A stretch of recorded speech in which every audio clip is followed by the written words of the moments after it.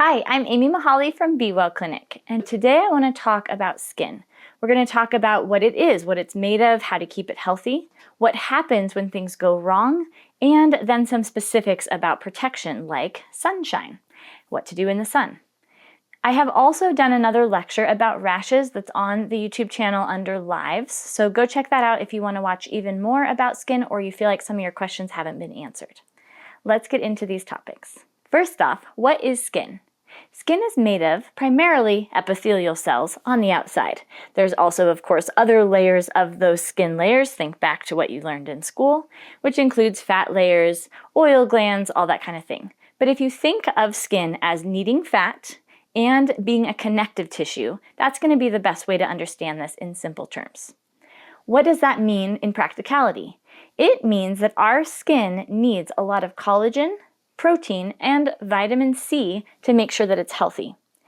Wrinkles are when we don't have enough collagen or vitamin C to have a strong structure, or sometimes a lack of vitamin A or actually minerals or cholesterol in different layers of the skin to keep it healthy. So when we're doing skin care, the first thing we need to do is eat well. And good news, this is the same things that you need to eat for the rest of your body to be well. Animal fat is so good for your skin.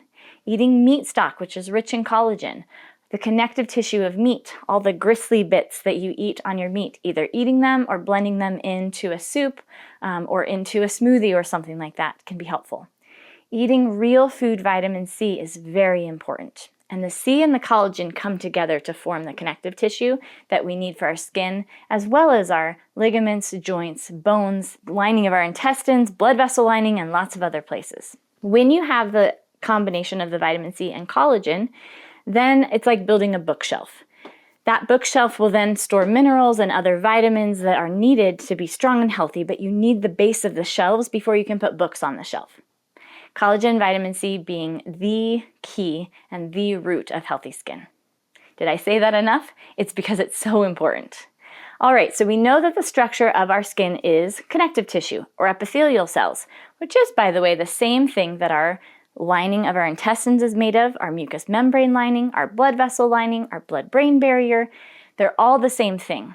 This is why a lot of people, or most people, who have leaky gut also have something skin rashy.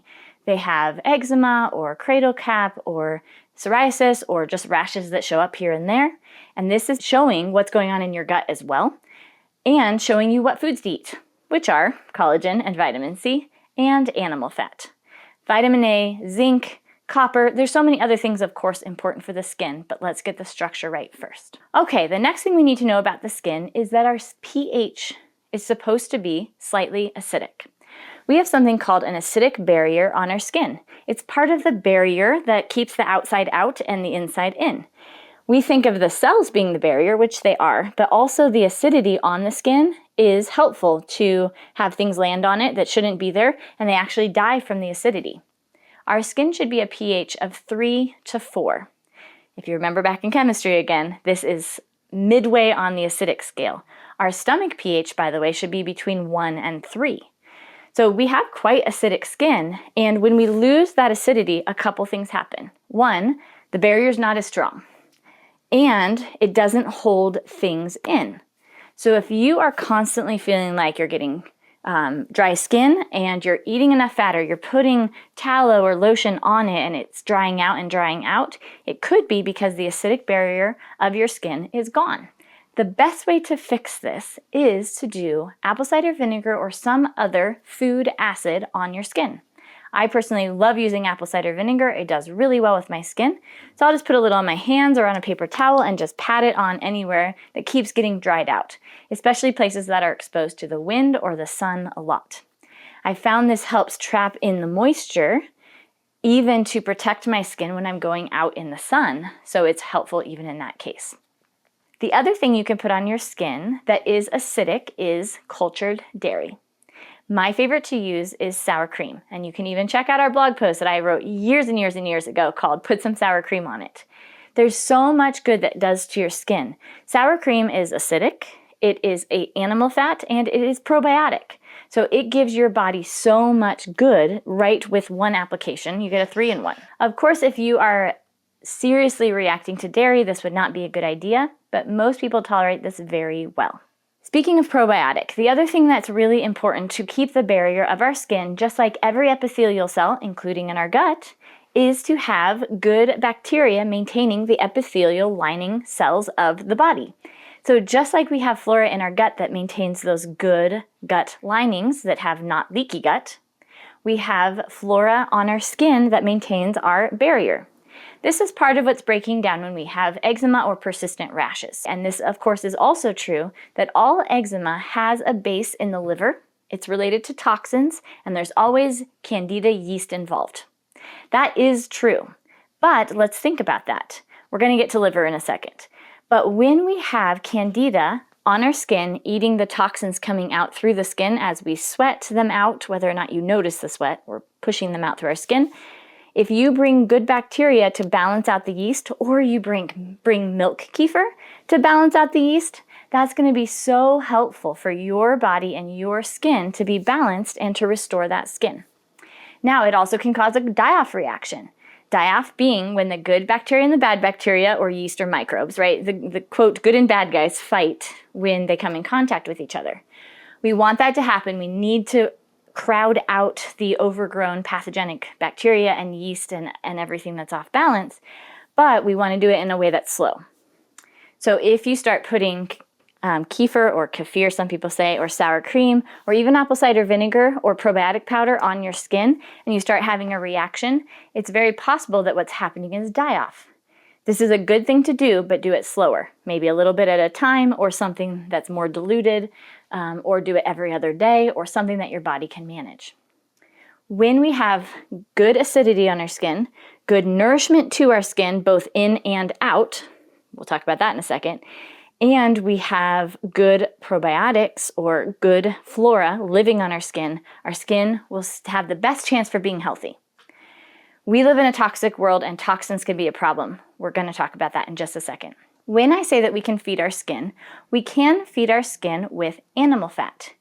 Animal fat directly on the skin will absorb and feed the cells on our skin. It's such a cool thing that we can actually feed our bodies topically.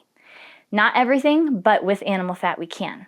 So anywhere that you feel like, man, this part of my body's been rough, I've had rashes for years, or it's always the place where a patch will show up, or I get dry, or I get windburned, it's good to then put something on your skin that is animal fat to feed it directly.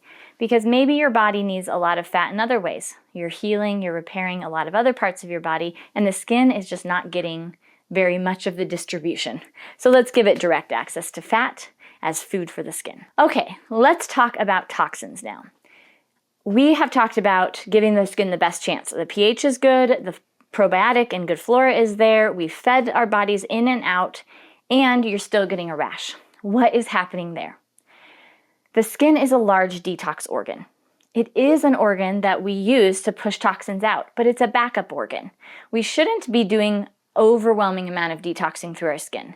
Maybe some, it's what sweating is there, it's clearly designed to detox, but it shouldn't be so much that it's damaging the skin over and over and over so that we get persistent rashes or even to an autoimmune rash like psoriasis. This is a toxin problem. When we have that recurring rash, the body is pushing toxins out. And a lot of people, especially parents, can become really discouraged when they've been feeding their child well, they're young, and you just keep having a rash over and over and over again. Here's what's happening, and here's what's the reality. We have so many toxins in our world. And as a mother, you stored toxins, and some of those went through the placenta to your baby even before they were born.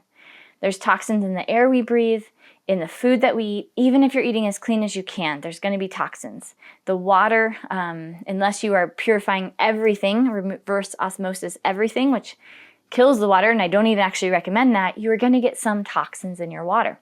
So those toxins are going to have to come out. So if our liver is overloaded and our lungs are overloaded, the skin is going to take on a greater share of the detoxing than it normally would or maybe was made for. Couple this on top of we've not been nourishing our skin because we were told not to eat animal fat. And again, you may be feeding your baby lots of fat, but this is generational. This is 3 generations of not eating fat. And so as a generation, we are seeing so much more damage to the skin because the toxic load is so cumulatively high and the nutrition level is low. Here's the good news for you as a person with a rash or as a parent with a child with a rash. The body is smart and doing a good job when it's detoxing through the skin. Those toxins that are stored in pockets in the body, in cells, in nervous tissue can cause much bigger problems like neurological issues, cancer, migraines, headaches, seizures. These are symptoms of toxicity when those toxins stay to the core. We are so glad when the body pushes toxins out. It says this is safe and sacred, let's put it to the skin. It's a less important part, not that the body's not important, but it's not as vital to our functioning to have a rash on the skin versus a tumor in our lungs, right? And so the body is very smart. Your child's body is very strong to move those toxins out. And the skin is getting damaged because the toxins keep coming. We say, good job, body. Keep pushing the toxins out. I will support you and help your skin heal and repair and feed and keep putting good flora on over and over, and it will eventually get better. In our experience now, it's taking longer and often a couple to 5 years for the eczema to go away. I hate saying that. I wish it were different, but that is the reality. Now, it may just be a few months, but it can be longer because the toxin load has built up so much in our world that we're seeing that pretty consistently, that it's well over 2 years before eczema is going away. Now, it's not bleeding eczema, it's not keeping you up at night itching, but it's still, the rash just never goes away and parents get so frustrated. They're doing nothing wrong. This is what we're seeing, and hopefully the information in this video helps make sense what that is and helps you feel empowered about what you can do about it. So if you want more information, you can check out the live. I talk for an hour, I think, on rashes on a YouTube live on our channel. You can look at that and see if there's more information. You can also, of course, schedule an appointment with us. And I will see you next time, and come back for more tips on how to care for your body.